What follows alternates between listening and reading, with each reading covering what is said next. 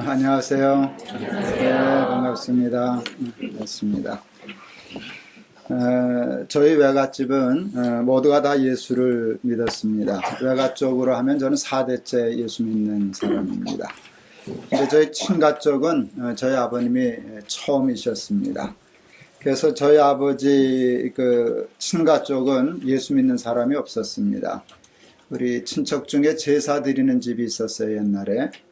감사하게도 지금은 그 집안도 다 예수를 믿고 장로도 나오고 권사도 나오고 해서 감사하지만 그때 제사 드리는 모습을 보았었습니다. 거기 가면 우리 어머니가 제사 드리기 전에 저 먹을 음식 미리 이렇게 빼내고 그랬던 기억도 어렸을 때 납니다. 어렸을 때 보았던 기억으로도 제사는 보통 정성으로 드려지는 게 아니었습니다. 시간을 정확히 맞추고 온 가족이 다 참여하고 그리고 차려지는 음식이 보통 우리들이 먹는 거하고 달랐습니다. 자신들의 형편에 맞지 않을 정도로 최고로 그리고 정성껏 준비되곤 했었습니다. 여기 지금 과일들이 있는데 제가 이렇게 살펴봤어요.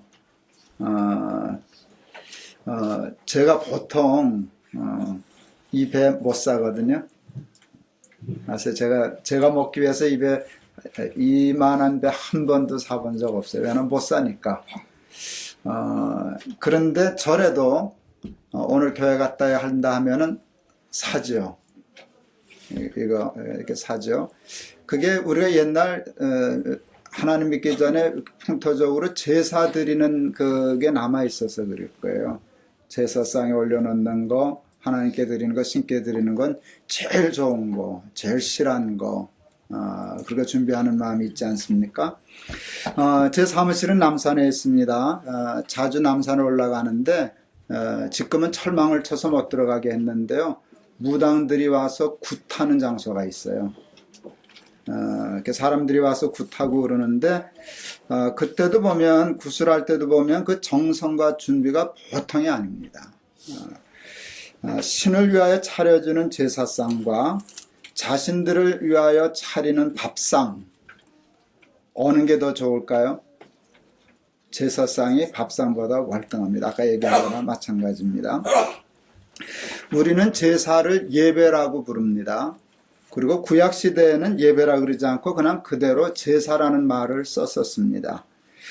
구약의 제사도 요즘 미신을 섬기는 사람들의 제사 못지 않았습니다. 하나님께 드려지는 제사도 정말 정성껏 드려졌는데 1년에 한 번은 제사 드리기 위하여 어디 살더라도 예루살렘 성전을 올라갔습니다. 보통 정성이 아닙니다. 제사 드릴 때 언제나 자신이 할 수 있는 최선과 최고의 정성을 다하곤 했었습니다. 근데 요즘 제가 생각하는 게 뭔가 하면 요즘 우리가 드리는 예배에서도 그와 같은 제사의 정성을 찾을 수 있을까 하는 그것입니다. 쉽게 말씀드리자면 요즘 우리가 드리는 예배, 하나님께 드리고 사는 삶은 옛날 제사 드리고 요즘 미신 섬기는 사람의 신을 섬기는 정성에 못 미친다 하는 그런 생각입니다. 저는 어려서 음악을 하고 싶었습니다. 그래서 어려서부터 꼭 갖고 싶은 게 있었습니다. 그게 전축이었습니다. 근데 제 형편에 전축을 살 수 없었습니다. 근데 제가 신학을 졸업하고 전임 전도사가 되어서 이제 월급을 받기 시작했습니다. 그래서 결국 월급을 받고 나서 전축을 샀습니다. 제가 처음 전도사가 돼서 받았던 월급이 13만 원이었습니다. 근데 전축을 얼마짜리 샀게요? 한 달 월급이 13만 원인데 65만 원짜리를 샀습니다. 완전히 미쳤어요. 5달치를 월급을 주고 샀습니다. 그때 큰아이를 낳았습니다. 큰아이 어릴 적 사진을 찍어주고 싶어서 카메라를 샀습니다. 얼마 줬게요? 전 그런 게 다 기억이 나요. 13만 원 월급 받을 때 13만 5천 원 주고 샀어요. 그러니까 이게 작은 게 아니죠. 한 달 월급을 주고 샀는데 제가 지금 무슨 얘기 하려고 그러는가 하면 전축을 갖고 싶으니까 5달 월급을 쓰더라고요. 애를 생각하니까 한 달 월급인데 조금도 망설이지 않고 덜썩 사더라고요. 저는 서울 변두리긴 하지만 그래도 44평 아파트에 삽니다. 여러분 아시겠지만 그 아파트는 제 겁니다. 저는 그냥 아무리 생각해도 계산이 안 됩니다. 저희가 서울에서 아파트 가격대가 제일 낮은 동네입니다. 그래도 서울의 44평 아파트는 작은 게 아닙니다. 어떻게 그것을 가지게 되었는지 계산을 하면 도저히 계산이 서지를 않습니다. 그런데 이 계산이 잘 되지 않는 생활을 저만 하는 것이 아니라 우리 대부분이 하면서 삽니다. 요즘도 자주는 아니더라도 가끔은 한 달 정도의 월급을 주어야만 살 수 있는 물건들을 사시죠.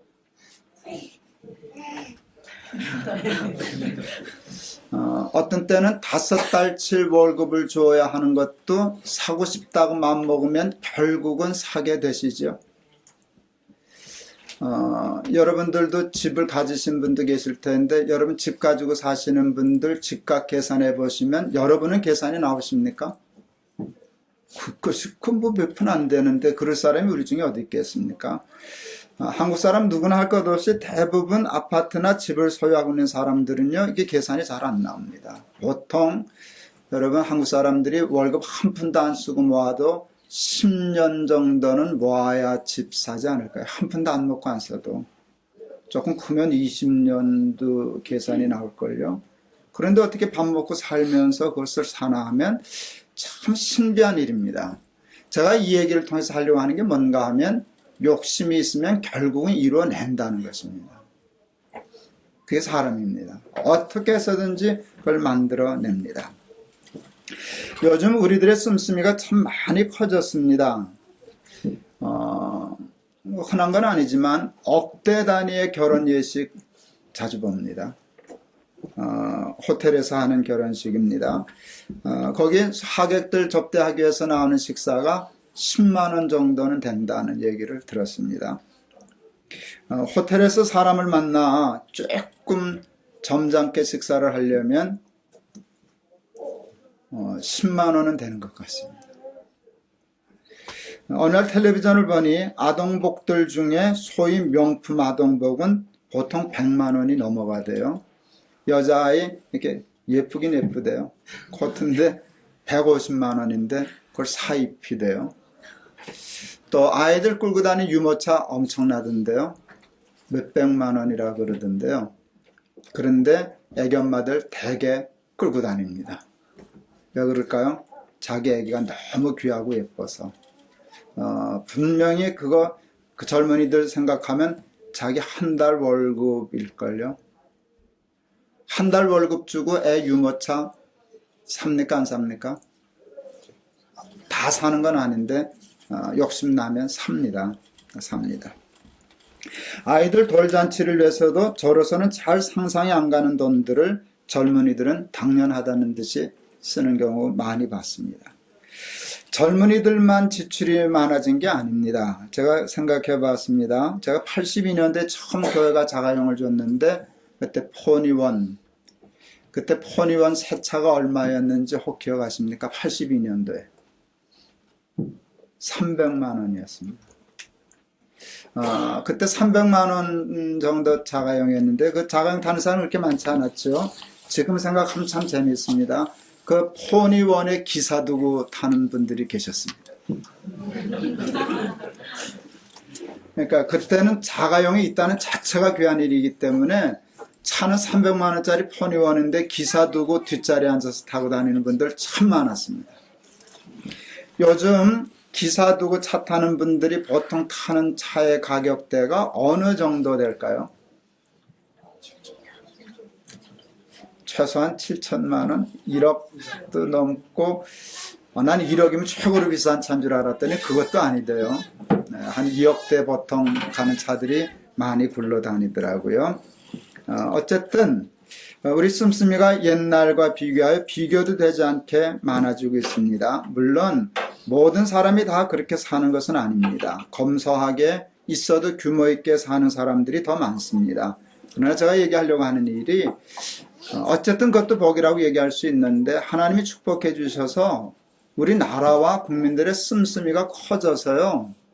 몇 천만 원짜리 차도 사고 몇 억짜리 아파트도 사고 뭐 100만 원짜리 애 옷도 입히고 유모차도 끌고 다니고 그렇게 됐다는 것입니다.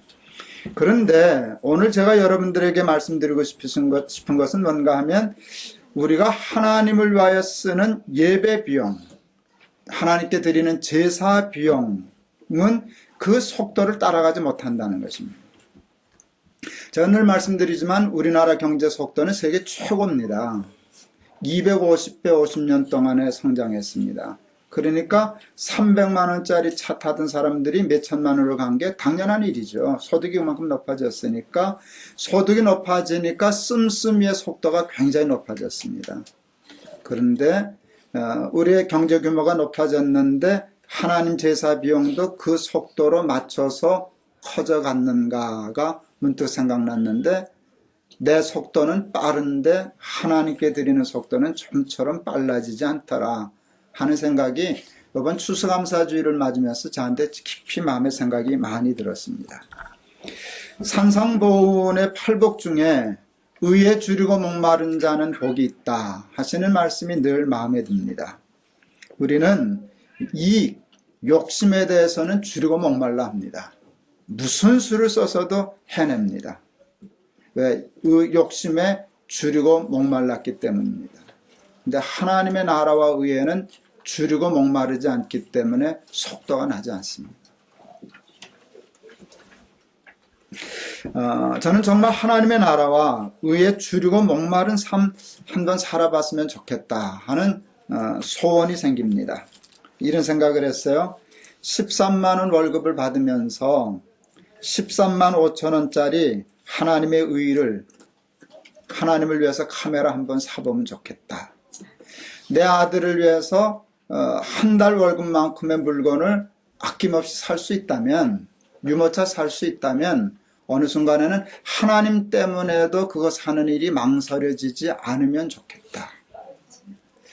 제가 5달 월급치 전축을 샀었는데요. 그거 사놓고 얼마나 행복했었는지 모르는데요.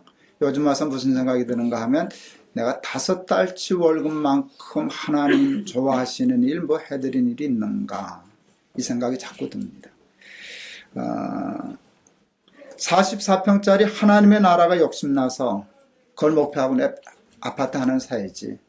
그래서 안 입고 안 먹고 안 쓰고 이렇게 애쓰고 저렇게 애써서 드디어 이사 간 날 잠 못 자고 설치듯이 평생 죽기 전에 하나님을 위하여 아파트 하나 살려고 하는 욕심 있으면 얼마나 좋을까. 욕심이 있으면 해낼 텐데 욕심이 없어서 그렇지 욕심 가지면 결국은 이룰 텐데 하는 그런 생각을 요즘 참 많이 하고 있습니다. 이렇게 얘기하면 오해하는 분들이 있습니다. 하나님은 꼭 65만 원짜리 전축을 드려야만 기뻐하시냐? 하나님은 꼭 44평 아파트를 사드려야만 좋아하시냐? 성경 아니지 않냐? 과부의 엽전 2푼 하나님 얼마나 좋아하셨는데. 예, 저도 압니다. 예수님이 정말 그러셨잖아요. 과부의 엽전 2푼을 귀히 여기셨잖아요. 그런데 여러분 솔직히 얘기해 보시죠. 부자의 엽전 2푼은 아니죠. 예, 과부의 엽전 2푼은 하나님이 귀히 여기신단 말이에요. 그런데 우리들 중에 과부와 같이 가난하고 그런 사람이 있을 수 있지만 우리는 평균적으로 지금 과부가 아니라 부자란 말이에요. 왜? 그런데 부자가 되었는데도 과부의 엽전 2푼 핑계대고 엽전 2푼만 드리려고 그러냐.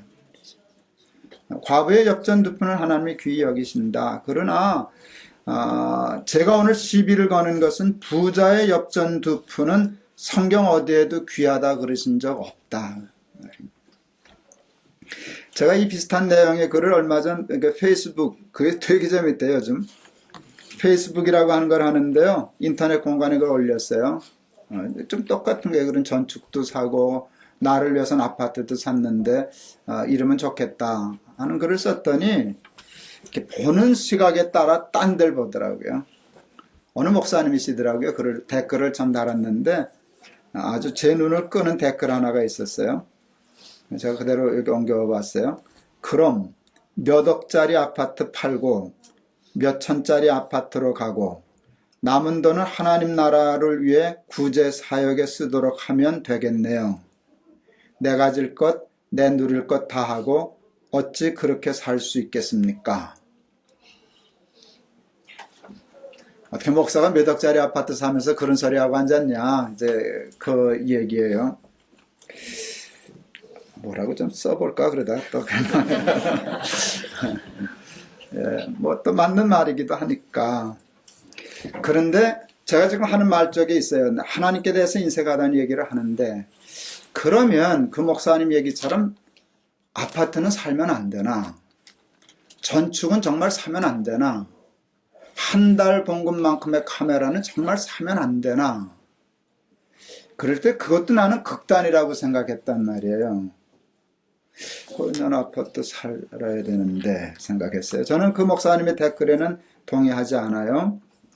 의에 줄이고 목마른 사람은 모두가 다 금욕주의적으로 살고 몇 억짜리는 안 되고 몇 천짜리에서 꼭 살아야 하고 그랬나 하는 생각에, 그게 성경적이고 하나님이 원하시는 삶인가에 대해서는 더 깊이 생각해 봐야 된다는 생각이 들었어요. 그 댓글을 읽으면서 제가 생각한 건 다윗이었어요, 여러분. 아, 다윗의 마음이 우리에게 해답을 주겠구나 했어요. 다윗은 성전을 짓고 싶어 했어요. 하나님을 위하여 성전을 짓고 싶어 했어요. 이유가 뭔지 아세요? 그 마음이 참 귀해요. 나는 궁궐에서 사는데 우리 하나님은 장막에 거하셔. 이게 불편했어요. 이게 불편해서 내가 궁궐에서 사는데 우리 하나님도 궁궐 하나 지어주고 싶어. 지어드리고 싶어. 이게 다윗의 마음이었어요. 근데 하나님이 그 마음을 허락 안 하셨어요. 그래서 결국은 아들 솔로몬이 성전을 지었어요. 근데 아시죠? 솔로몬이 짓기는 지었지만 준비는 다윗이 다 했어요. 마음에 하나님께 좋은 것 드리고 싶어서요. 성전 지을 준비 하여간 좋은 거 다 창고에 갖다 다 쌓아놨더랬었어요. 여러분, 그 마음이 나는 부럽다는 거예요. 나는 궁궐에서 사는데, 내가 예전엔 가난했었는데 이제는 이만큼 사는데, 나를 위해서는 전축 샀는데, 그러면 나도 하나님도 전축 하나 사드리면 좋은데 왜 그 마음이 나한테는 없을까? 그거예요. 그래서 결국은 성전, 예루살렘 성전을 아름답게 지었어요. 그런데 다윗은 어디서 살았죠? 성전 짓고 여전히 궁궐에서 살았어요. 하나님이 못마땅하게 생각하셨을까요? 하나님이 다윗이 궁궐에서 사는 것 싫으셨을까요? 성경 어디서도 아닌 것 같아요. 아닌 것 같아요. 그래서 몇 억짜리 아파트 팔아서 뭐 그렇게 하지, 뭐 그럴 수 있죠. 그렇지만 꼭 그래야만 된다는 쪽의 설교는 저는 안 할 거예요. 왜? 제 마음에 그게 아니라고 생각하니까 하나님이. 그러니까 나를 위해서도 살면, 오늘 얘기는 뭔가 하면 나를 위해서 카메라 사고, 나를 위해서 전축 사고, 나를 위해서 계산이 안 되는 아파트를 사면 다윗과 같이, 내가 이렇게 좋은 아파트에서 사는데 나는 하나님을 위해서는 참 인색하네 하는 마음은 가져야 된다. 그래서 나도 하나님을 위해서 뭔가 셈을 해야지, 계산을 해야지, 어떤 기회든지 하나님을 위하여 뭐 할 때는 좋은 거 사드려야지. 배 하나를 사도 하나님 건 좋은 거 사야지. 자동차 하나를 사도 나보다 하나님께 더 좋은 것 드려야지. 그런 마음이 있어야 되지 않겠나 하는 생각이 들었습니다. 모레 화요일 날 저녁 저희 재단 이사들이 모여서 모임을 갖습니다. 열매나눔 재단, 열매나눔 인터내셔널, 그리고 미래나눔 재단. 이게 지금 제가 관계되어 있는 일인데요. 열매나눔 재단과 열매나눔 인터내셔널은 우리 높은 뜻 교회가 세운 거고요. 미래나눔 재단은 녹십자 회장님이 유산 주신 것으로 지금 움직입니다. 그러나 이제 다 같이 이제 한 일인데, 이사들이 함께 모여본 적이 없어서 서로 서먹서먹하고 그래서 한번 같이 앉아서 상견례하고 식사하고 얘기하자 하는 모임을 준비했습니다. 그 사무총장으로부터 그날 화요일날 될 일들을 이제 브리핑을 받았는데 참 재미있는, 아주 마음에 드는 순서 하나가 있었습니다. 여러분 아시는 것처럼 우리 열매나눔 재단에서 아프리카 말라위에 있는 구물리라 마을을 이제 5년 동안 섬기려 하지 않습니까? 그런데 이 사역을 위해서 이사 중에 한 분이 3억 원을 헌금하셨어요. 물론 3억 원이라고는 액수가 커서도 감동이 되지만 그 사연이 참, 이게 참 좋다. 참 하나님 좋아하시겠다. 이게 뭔가 하면 왜 3억 원을 내놓으셨는가 하면 당신이 하시는 회사가 아버지 때부터 하는 회사인데 50주년이라는 거예요, 올해가. 50주년을 기념해서 하나님께 감사하는 마음으로 그걸 하는데 그 회사 직원이 30명이래요. 그런데 그 회사 첫째는 하나님이 축복해 주신 것이지만 직원들이 열심히 일해서 돈 벌어준 회사 아니냐. 그런 마음으로 감사헌금을 하는데 30명 회사 직원 한 사람 한 사람 이름으로 1,000만 원씩. 그러니까 그 이름이 감사하는데 회사 직원 명의로 1,000만 원씩 감사헌금을 들여서 3억 원을 그 말라이 구물리라에 기증했어요. 하나님은 한 3억쯤 들이셔야 감동을 하시는구나. 김 목사도 그래서 흥분했구나. 그렇게 들으면 그거 아니에요. 예, 하나님은 엽전 2푼. 저도 그거 귀한 줄 알아요. 그런데 돈을 떠나서 그렇게 마음 먹는 게 참 귀하잖아요. 여러분, 가난한 사람에게도 3억은 큰 돈이지만 부자에게도 3억은 큰 돈이에요. 부자라고 돈 그런 게 아니거든요. 그런데 그 마음을 그렇게 하는데 그거 참 귀하구나 하는 생각을 했습니다. 오늘은 추수감사주일입니다. 추수감사주일을 맞아도 우리 마음속에는 솔직히 별다른 감동이 없습니다. 추수가 전부는 아니지만 그래도 세상에 아까 말씀드린 것처럼 우리나라만큼 추수의 복을 받은 나라가 세상에 어디 있습니까? 그런데 하나님 앞에 감사할 줄 잘 모릅니다. 그 복을 받아서 우리의 씀씀이는 상상할 수 없이 많이 나가는데 하나님께 대한 씀씀이는 여전히 작습니다. 제가 오늘 성경을 읽으면서 늘 읽던 말씀인데 감사로 제사를 드리는 자가 하나님을 영화롭게 하나니 하는 말씀이 엉뚱하게 해석이 되었습니다. 제가 첫 번부터 제사에 대한 얘기를 강조했잖아요. 제사는 최상으로 드리는 것이잖아요. 근데 하나님이 감사를 제사처럼 드리는 걸 지금 얘기하시는 거구나. 그렇게 들었어요. 그냥 적당히 감사하더라. 근데 감사를 제사처럼 드리는 하나님 입장에서 감사를 제사처럼 드리는 놈 참 없더라. 야, 감사를 제사로 드릴 수 있는 사람 좀 있으면 좋겠다. 정말 가장 귀한 것으로 감사하는 마음을 가장 귀한 것으로 제사처럼 어떤 때는 피를 쏟는 관제처럼 어느 때는 화목제처럼 그래서 정말 감사를 제사로 드리는 사람이 있으면 참 좋겠다. 저는 이 말씀을 읽으면서 하나님이 조금 섭섭해 하신다 하는 느낌을 받았어요. 감사를 제사로 드리는 사람이 없어. 섭섭해. 좀 외로워. 하나님은 그렇게 감사를 제사처럼 드리는 사람이 그리우신 것 같아요. 다윗 같은 사람. 여호와께서 내게 베풀어 주신 모든 은혜를 내가 무엇으로 보답할꼬. 하나님 앞에 작은 것 하나를 드릴 때도 추수감사헌금을 할 때에도 아이 엄마가 좋은 유모차 상상도 안 가는 자기 한 달 생활비 만한 유모차 아낌없이 아이를 위해서 사는 것처럼 그 아이를 위해서 제사 드리는 거거든요. 그것처럼 하나님 앞에 그런 마음으로 사는 사람이 있으면 좋겠다 그러는데 저 되고 싶어요. 부족하지만 저도 이제 60 넘었는데 이제 남은 인생 내 욕심을 위해서도 사면 아까 전축도 사봤고 카메라도 다 사봤고 아파트도 다 사봤는데 이제 뭐 더 살 것도 없는데 이제 시간 주시면 하나님 카메라 사드리고 하나님 유모차 사드리고 하나님 명품 유아복을 입으실래는 건 모르지만 하나님께는 좋은 거 사드리고 싶어서 그러고 살다가 죽으면 좋겠다 싶습니다. 여러분 높은 뜻 섬기는 교회 노릇 하려면 여러분 곧 아플 거예요. 여러분 이제 우리 3월 달부터 시작해서 이제 몇 달 됐는데 여러분 한번 잘 기억해 보실래요?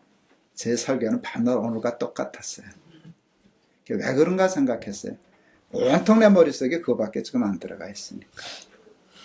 그러니까 밤낮 이날 설교를 해도 결국 그 말로 가고 그러는데 여러분 고달프실 거예요. 그런데 한번 그렇게 해보면 좋겠어요.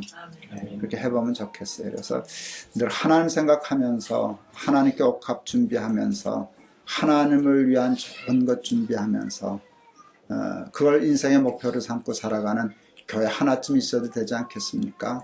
그래서 하나님이 감사로 제사를 드리는 자가 하나님을 영화롭게 하나니 그 행위를 옳게 하는 자에게 내가 하나님의 구원을 보이리라 그 말씀하셨는데 이 하나님의 소원을 이루어드리는 우리 높은 뜻 섬기는 교회 교인 여러분 또 저 다 될 수 있기를 주의 이름으로 축원합니다. 기도하겠습니다. 우리는 우리의 욕심으로 제사를 드리며 삽니다. 가장 좋은 것, 가장 귀한 것, 그래서 명품 좋아합니다. 예쁜 것 좋아하고 좋은 것 좋아합니다. 또 하나님이 그와 같은 삶을 살 수 있는 복도 주셨습니다. 그런데 하나님께 대하여 여전히 인색합니다. 손이 작습니다. 하나님이 조금 섭섭하셔서 감사를 제사처럼 드리는 사람이 없구나. 감사를 제사로 드리는 사람이 있으면 참 좋은데 내가 영광을 받을 터인데 내가 그에게 복을 줄 터인데 하시는 말씀 오늘 주셨습니다. 우리 높은 뜻 씨앗이 되어 교인들 하나님 힘들어도 그런 마음 가지고 한번 예수 믿다 하나님 앞에 갈 수 있게 해 주시옵소서. 가장 귀한 것, 가장 좋은 것 하나님을 위하여 드리고 기뻐할 줄 아는 우리 그런 교인들 꼭 될 수 있게 하나님 축복하여 주옵소서. 예수 그리스도 이름을 받들어 기도하옵나이다. 아멘.